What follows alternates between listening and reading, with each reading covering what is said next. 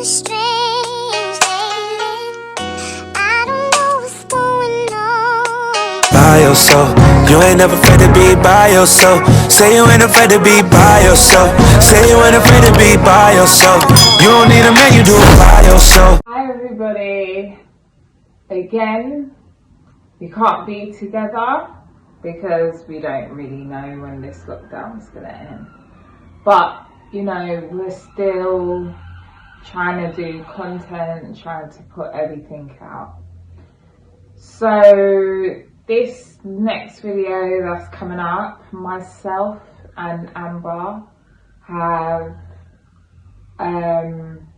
got our personal trainers to say some words on, you know, how difficult it is to train a person with MS, how they, you know, how they kind of overcome that, and then also looking at the aspect of fitness in ourselves, because taking into consideration the whole coronavirus, the corona restrictions, the lockdown, fitness in itself, because you get the happy endorphins, is kind of critical.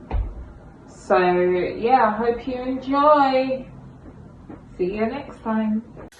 Hello guys, yes, I'm back. You got to see my ugly mug again. I'm now joined with Andrea. Misha and Miriam are still around, obviously. It's just their turn. I think they're gonna do another exercise video too. I just wanted to speak to Andrea just to see what it's like to train people with MS, what the difficulties are and so forth, what barriers arise when training people with MS. So without further ado, I'd like to introduce... I'm Andrea Allen, I'm Amber's PT, and been working with Amber off and on for the last few years. So there's been up and down moments yeah, with training, but she always gets back up and continues, which is the good benefit. Yes. So when I first got diagnosed, the first thing my mum told me to do is start to go to the gym. I was 19, absolutely was like, no, gym? Are you mad? You ain't never going to see me in a gym. I went. I couldn't say to my mum, no, I'm not going. I tried, but she wasn't having it.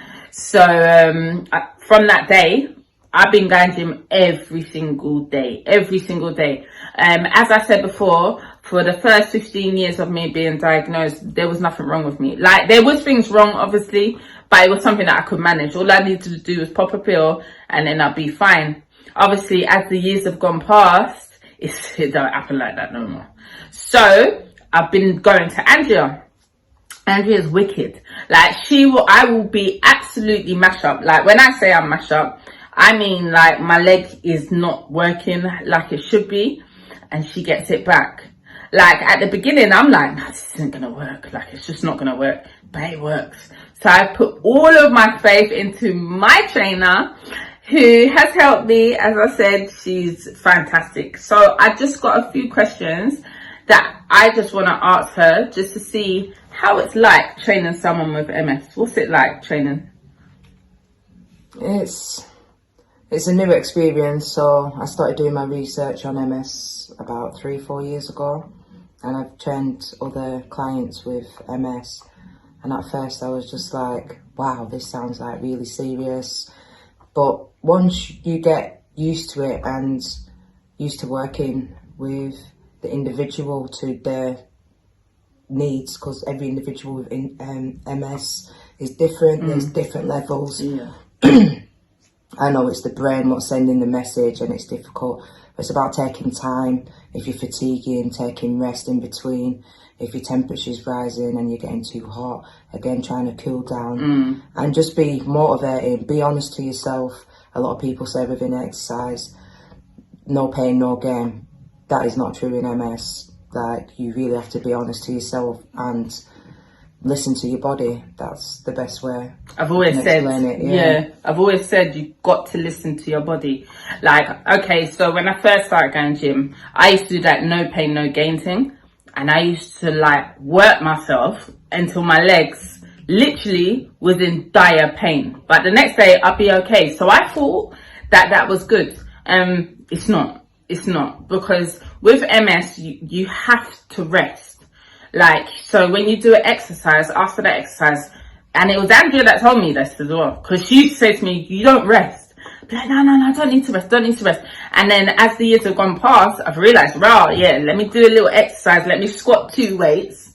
I need to rest. I can't jump on it again. I used to be able to just jump on, squat. Yeah, I can't do that no more. So I have to rest, which means that my workouts take just a bit longer, but I still do everything and I do it properly. Like when I just used to rush into it, I never used to do it properly because I'd be tired because I haven't recovered from that last exercise. Do you understand? So it's just about knowing yourself, knowing your body and listening. A lot of us do not listen. We don't listen. But when you get licked down with something like this, you need to start listening, innit? Because it's up to you. I mean, I know that I chose that. I want to walk and I want to live my life to the fullest. I know that if I don't do certain things or if I don't listen, that's not going to happen. There was another question I wanted to ask you. So when you train people with MS, what's the hardest barrier that you find? There isn't no barriers really regards to exercise and the body. It's about working with the individual. And so say one thing what's effective is mobility, moving an arm, moving a leg, balance. So you can do exercises seated. There's all different ways of maintaining excellent, even lying down on the floor. There's no excuse not to be able to, because there is some form of movement. And all exercise is good, and again, it's what you're capable of actually doing. And it's just figuring that out, working with each individual and just moving with their abilities. Yeah, exactly. So it's just, again, I can't reiterate this as much. Listen to your body. Yeah, it's talking to you. I think that some of us like to ignore. We like to ignore until it gets too late. Don't let it get too late. That's why I'm here and I want to show you guys it can be done. Obviously, you just got to have patience. We all know that patience is the hardest barrier that you find. There isn't no barriers really regards to exercise and the body. It's about working with the individual. And so say one thing what's effective is mobility, moving an arm, moving a leg. Balance. So you can do exercises seated. There's all different ways of maintaining excellent, even lying down on the floor. There's no excuse not to be able to, because there is some form of movement, and all exercise is good. And again, it's what you're capable of actually doing. And it's just figuring that out, working with each individual and just moving with their abilities. Yeah, exactly. So it's just, again, I can't reiterate this as much. Listen to your body. It's talking to you. I think that some of us like to ignore. We like to ignore until it gets too late. Don't let it get too late. That's why I'm here and I want to show you guys it can be done. Obviously, you just got to have patience. We all know that patience is a virtue, but seriously, I'm telling you, that is one thing that needs to be managed with MS. Your patience. I think that if you don't have patience, like, it takes patience to do what I do. Like, I'm not gonna lie. Like, I get licked down. I'm talking, I can't walk I can walk, but I just can't walk to how Amber walks. Yeah? And I want to walk how Amber walks. And I don't see what the problem is with that. Do you understand? I think that if you don't have patience, you'll never be able to do this, because it's very difficult. It's difficult, but it's doable. And this is what I'm trying to put across. It just takes blood, sweat, and some tears. Yeah, because I've cried. Trust me, I've been crying. I cry. I went to the gym one time and I was just crying. I was like, I can't do this. I just can't do. But, you know, Misha, I think I phoned Misha. Misha was like, Amber, fix up. You're at the gym. Do what you know you can do. So I just... Okay, strong Amber, I'm going to go upstairs and do it. And I've done it. Do you understand? I think everyone, and you have to give yourself credit. like, I know that we don't give ourselves enough credit, and I think that we should, because it's not easy. This is not easy at all, but it's not a death sentence. And I really want people to know, this is not a death sentence. You can live a normal life. You can have kids. You can do all that. You can get tattoos. You can do all of that. It's about getting yourself through their mental barriers first. And then once you get through that, if you're feeling low, once you start exercising, that's going to uplift you. And then when you see the benefits, what it's having on you and in your life, you're going to enjoy it. Yeah. But know that if you do stop, it will start to fade. Like, you have to keep going. You can't stop. If you have a bad morning and you wake up and you're like, I can't do this, you need to be motivated. Speak to someone. Call your trainer. And you know what I mean? Always stay motivated, because there is benefits. There's always benefits. And I know that sometimes it's hard to stay motivated, but it's always good to have someone at the other end. And to say, look, I feel crap today. You just need to have someone there to say, no, you're fine, you're okay, you can do this.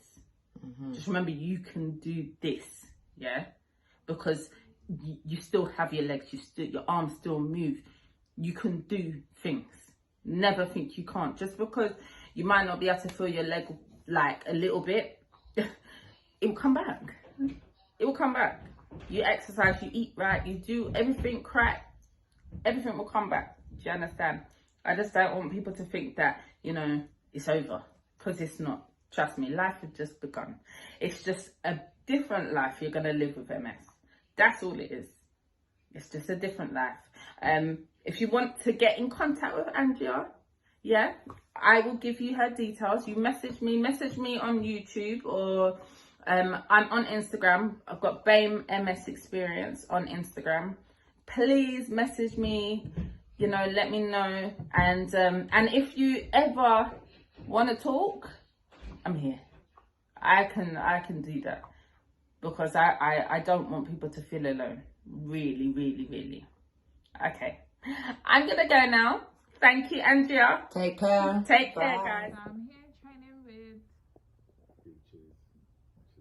with at his dungeon. His dungeon.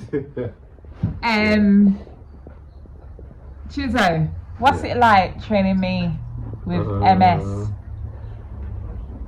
It's not that difficult, but you just kind of have to adjust, because especially like with the balance issues you have, I have to think sharp and think, what can I do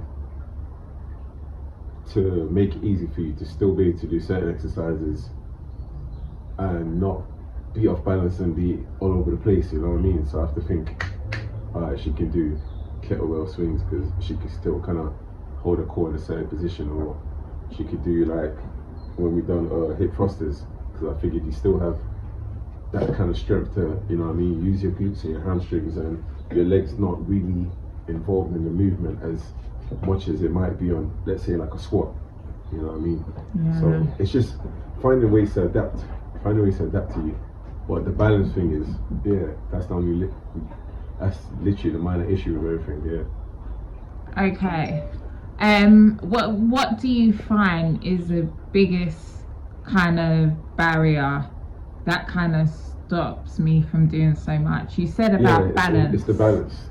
The balance is a big thing. That's literally the barrier, So the balance makes it hard to do some exercise that I might want to do, but there's always ways around things, you know what I mean? There's always ways around things. It's easier when I've got like a gym and machines, but during the period we're in, we have to think out the box. For real. Okay.